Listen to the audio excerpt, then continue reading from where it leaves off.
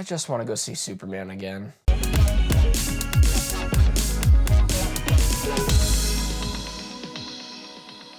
Before I get started with my review, are you excited for this film, and what's your favorite slasher film? A group of friends are terrorized by a stalker who knows about a gruesome incident from their past. I don't know why, but the very first film that I watched this year was the original '97 version of I Know What You Did Last Summer, and honestly, I had a decent time with that. It's not a great slasher film, but during the time when there was Scream, a lot of people didn't really appreciate it at the time. They just thought it was just a rehash of something better, which, I mean, yeah, that's just a fact. Scream is a lot better. With time, now that we've had even more slasher films, I find it to be still enjoyable. And here they're trying to do the whole Scream treatment like we had with Scream 5 that takes all the nostalgia, all the legacy characters, and putting it into modern day characters, trying to connect to the modern day audience. And that's cool.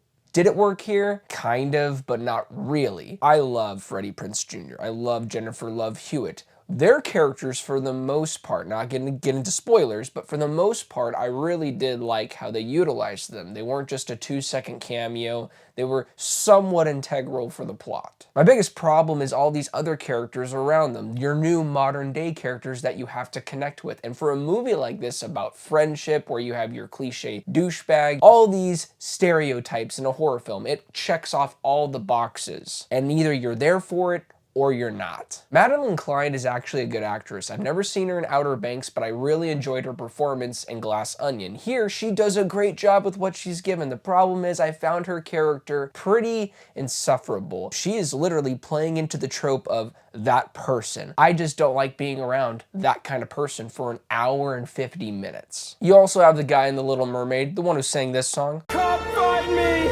He's fine. Also, the other actress from the studio, she's pretty solid in this. Everybody, for the most part, does a good job in their roles. I just didn't really find any connection between their relationship. What you're here for are the kills, and for the most part, they do a really solid job in delivering that. It's shot well, it gets bloodier each kill that goes by. The standouts in those sequences are the sound design, the sound editing, how it goes back and forth into two different scenarios where one person is about to get murdered, and then all of a sudden you jump into another perspective where someone is taking a bubble bath while listening to ASMR. It brought just kind of something new and fresh. There's some comedy that worked for me, it just might not work for you. You might want to kind of dive in more into the tension of, oh no, someone's gonna die. This experience is also a whodunit, which I love movies like that.